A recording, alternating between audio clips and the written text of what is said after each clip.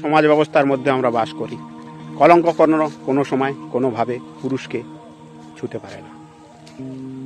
কলঙ্ক শুধু বয়ে বেড়ায় ভাগ্যবতী নারী। যেই নারী এই পৃথিবীর সৃষ্টি রহস্যের মূল কর্ণধার, তাকেই শুধু বয়ে বেড়াতে হয় কলঙ্কের ভার। পুরুষকে কোনো সময় কলঙ্ক ছুতে পারে না। কলঙ্ক শুধু শুদ্ধতার মাপকাঠিতে, পুরুষের বিচারের বাণীতে। পুরুষ সব সময় ধোয়া তুলসী পাতা বা গঙ্গা জলের মতো। জীবনের প্রতিটা পদক্ষেপেই নারীকে বয়ে বেড়াতে হয় কলঙ্ক।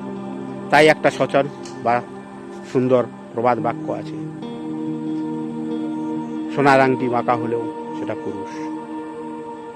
নারী বা একটা মেয়ে সমাজের যে কোনোভাবে যে কোনো কিছুতেই যদি পুরুষতান্ত্রিক সমাজে কিছু করে বা কিছু বয়ে বেড়ায় বা কিছু করতে যায়, তার একটা ভুলই আমরা বহুভাবে, বহু রকম, বহু রূপে, বিভিন্নভাবে ছড়িয়ে পড়তে দেখি।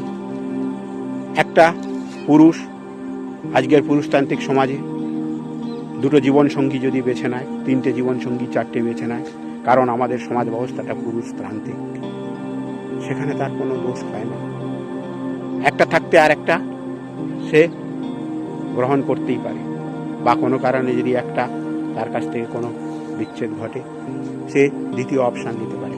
কিন্তু একটা নারী যদি নিতে পারে, সৃষ্টি রহস্যের যে কর্ণধার, আজকের পৃথিবীর সৃষ্টি রহস্যের যে মূল কাণ্ডারি, সে যদি কোনোভাবে একটা জীবনসঙ্গী ছেড়ে আর একটা জীবনসঙ্গী বেছে নেয়, তাহলে তাকে শুধু বয়ে বেড়াতে হয় কলঙ্কের ভার।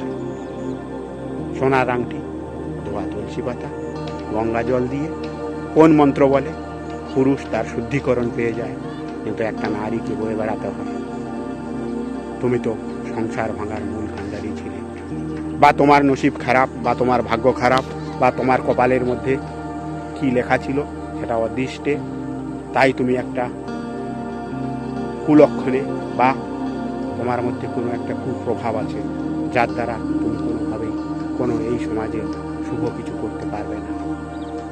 এই কলঙ্কের বোঝাগুলো শুধু খালি এই সৃষ্টির যে মূল রহস্য বা কাণ্ডারি পুরুষতান্ত্রিক সমাজে একটা মহিলাকেই বলতে হয়।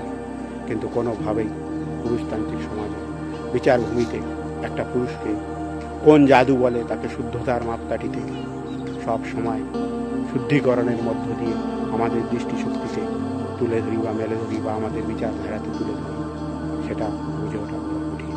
কিন্তু একটা নারী জীবনের কোনো একটা অঙ্গে বা কোনো একটা স্থানে বা কোনো একটা ভাবে কোনো একটা পরিস্থিতির যদি শিকার হয়ে যায়, তার কলঙ্কের ভার সারা জীবন শুধু বয়ে চলতে হয় বা বয়ে বেড়াতে হয়। তাই যে কথাটা দিয়ে আমি শুরু করেছিলাম, সমাজে, পুরুষতান্ত্রিক সমাজে পুরুষ তুমি শুদ্ধ, শুধু কলঙ্কের ভার বয়ে বেড়াতে হয় ভাগ্যবতী নারীকে। এই দুনিয়ায় কি অবচিত্র, যেখানে আমরা এই দুনিয়াতে পুরুষ এবং নারীকে সমান মর্যাদার স্থান সব সময় পেয়ে থাকা উচিত বলে মনে করি। একটু ভেবে দেখার জন্য সবাইকে বলবো, পুরুষ তুমি কোন জাদুতে শুদ্ধিকরণ বা শুদ্ধ থাকো, আর নারীকে বয়ে বেড়াতে হয় সারা জীবনে কলঙ্ক। ভাগ্যবতী নারীকেই বয়ে বেড়াতে হয় সারা জীবনে